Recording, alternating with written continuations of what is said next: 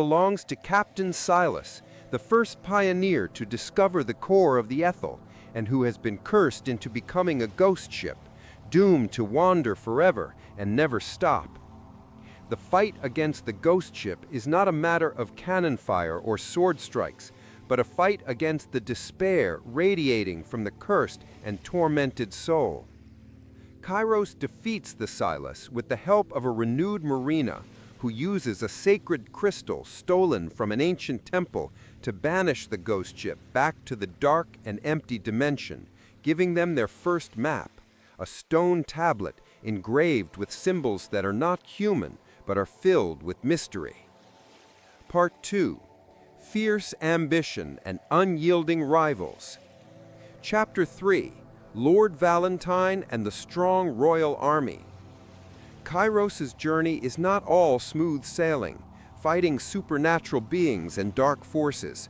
He must confront the harsh realities of political power and the mighty Royal Navy.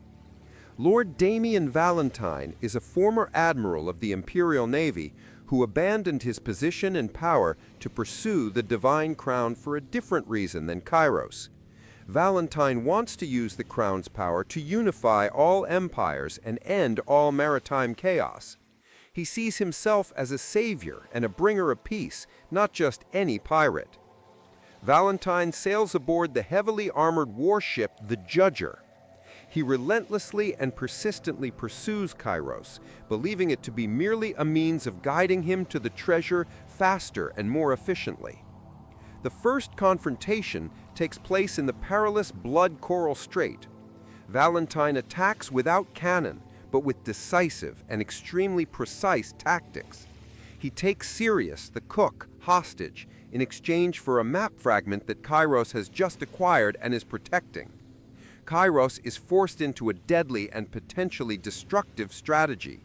He doesn't hand over the map fragments, but uses the knowledge he's gained from the Sea Wizard to create an illusion of a monster in the water.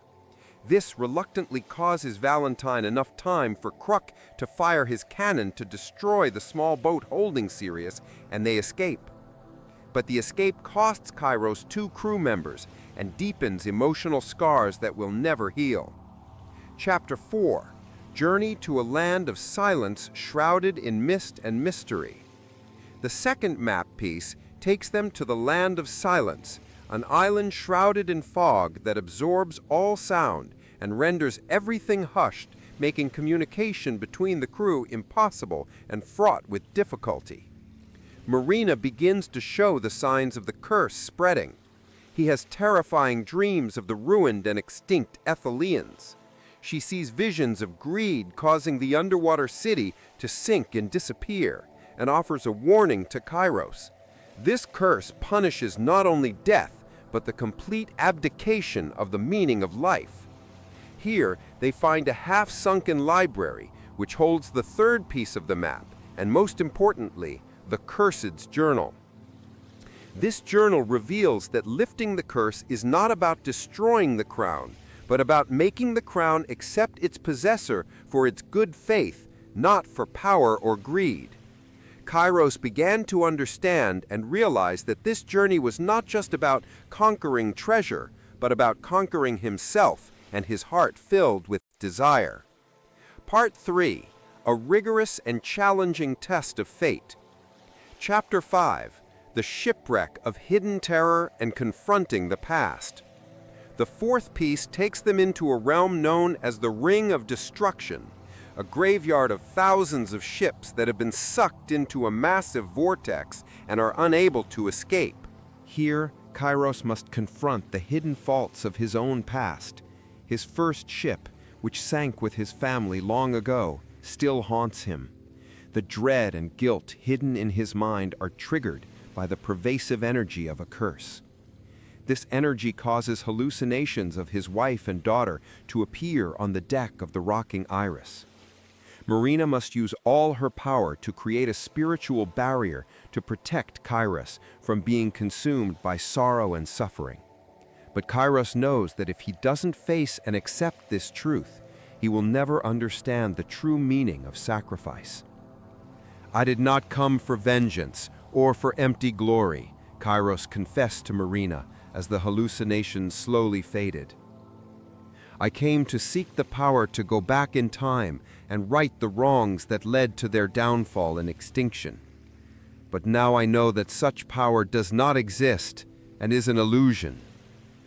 It was this acceptance of the truth that caused the curse's energy to momentarily dissipate and calm, revealing a secret path to the final map piece, hidden in the obsidian at the heart of the swirling vortex.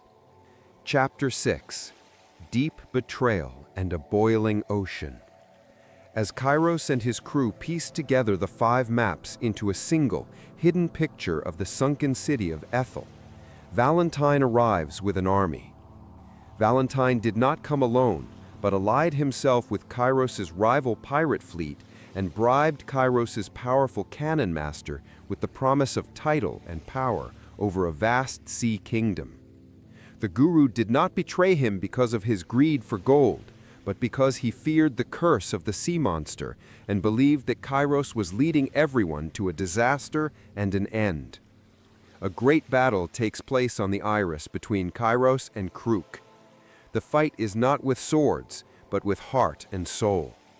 Kairos does not want to kill his friend, but Krook refuses to retreat or surrender. "You are leading us into an endless darkness, Kairos. We will be nothing but a ghost ship drifting and suffering," Krook roared angrily. "If darkness is where the treasure lies, then we must go there, Krook. But we will go as humans who choose their own destiny and will not give up." Kairos eventually manages to knock the Krook unconscious without killing him, but the betrayal demoralizes the crew and allows Valentine to seize the complete map before guiding the Iris to its mysterious destination. Part 4: The Sunken City of Ethel and the Lesson-Filled Conclusion of the Curse. Chapter 7: Sinking into the Beautiful and Dark Underwater City. Valentine steers the Judge ship toward its final coordinates, a point where the sea floor has split open, creating an entrance to the city of Ethel, shrouded in a deep blue darkness and beautiful bioluminescent vegetation. Kairos and the remaining crew, Marina and Sirius, follow closely behind. Determined, they leave the Iris on the surface and use a submarine hidden in a cargo hold beneath the ship to dive down. The journey down is a matter of intense physical and spiritual pressure. Upon reaching Ethel City, they found it no longer a ruin, but a city frozen in time and space. The towering crystal buildings emitted a gentle light, yet had an eerie, deserted, and empty atmosphere. Valentine had reached the center of the city, a large altar where azure crystals shone. That was where the sacred crown of the gods was located. As Valentine reached out to touch the crown, a massive energy exploded violently. The tremors caused the surrounding seawater to boil and rage. The curse of the sea monster began to manifest its power and force. Valentine's body began to be covered in algae and coral, and his eyes became a blank, lifeless emerald green. "I am the great savior," he shouted in a deep and terrifying voice. "I will rule the entire sea and rule." But the sea did not respond to Valentine's commands, but to his pervasive greed. Valentine's body began to become part of the altar, like a statue cursed to guard the treasure for eternity and suffering. Kairos arrived at the altar and saw Valentine's cruel fate. He knew that if he touched the crown in his desire to gain power to right his wrongs, he would be cursed as well and perish. Marina knelt down beside him, her face pale from the effects of the curse that had spread and taken over her. "Kairos, you must not touch it if you still have hidden and impure desires." A curse whispered in Kairos' head. "Take the crown. Your daughter will return and live. The sunken ship will rise again and prosper. Take this great power." Kairos stood between his greatest desire in life and his present true redemption. With a deep and unbearable pain, he reached out, but before he could touch the divine crown, he let out a loud cry. "I do not come for vengeance or for empty glory. I came to seek the power to go back in time and right the wrongs that led to their downfall and extinction. But now I know that such power does not exist and is an illusion." His actions were not a request for power for himself, but a request for power to liberate others and the world. This act was a true and pure sacrifice. As soon as those words ended, the crown's crystal no longer shone with a blue light, but instead turned into a pure, warm, and gentle white light. The crown floated up from the altar and was not handed over to Kairos, but instead disintegrated into a radiant, radiating crystal powder. This is the truth of the world's most precious treasure. The divine crown is not to be possessed or held, but is the key to releasing the energy of the sealed curse. As the crown crumbled, the energy sealed within the city of Ethel was released in a huge way. The seawater that had been pressed down for centuries began to circulate and swirl. The underwater city began to sink into the inaccessible depths and disappear. Chapter 9: True Redemption and the End of the Changed Pirate. Kairos and his crew, including Krook, who came down to save them at the last minute after witnessing Valentine's cruel fate, hurriedly escape Ethel before the city was engulfed in eternal darkness, never to return. When they reached the surface, a noticeable and dramatic change occurred. The curse was broken and ended. Hundreds of ghost ships that had once roamed the forbidden waters vanished completely. They were brought to peace, and their souls were freed from their bonds. A true and lasting treasure. The knowledge and energy emitted from the crown has seeped into Marina, its recipient and successor. Marina does not have the power to control the waves, but she understands the language of the ocean and can perfectly navigate a ship without the need for any maps or instruments. Kairos did not possess gold, armies, or empire, but he found something far more precious: freedom and true inner peace.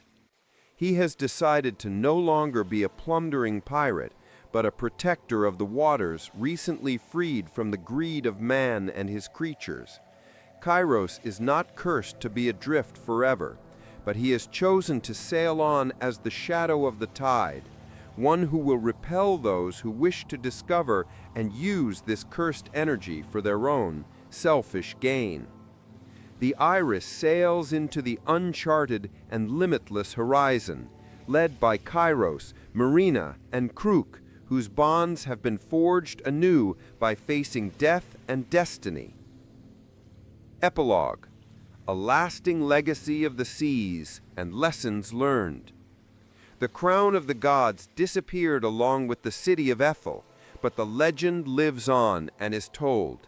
It has changed from a story of a desirable treasure to a stern warning.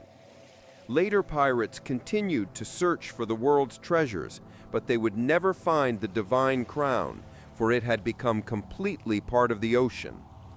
Captain Kairos was not the king of the seas, but he was the only one who had access to the greatest power in the world and chose to reject it with a pure heart.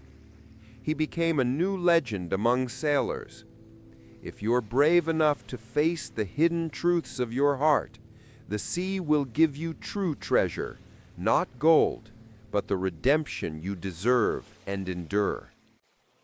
And on a stormy night, if you look closely, a dark sailboat named Iris appears to guide lost ships, or perhaps just to remind them that greed is the real curse, and the only salvation lies in pure sacrifice. This is a legend of curses, pirates, and the world's greatest treasures, not of acquisition, but of letting go and redemption.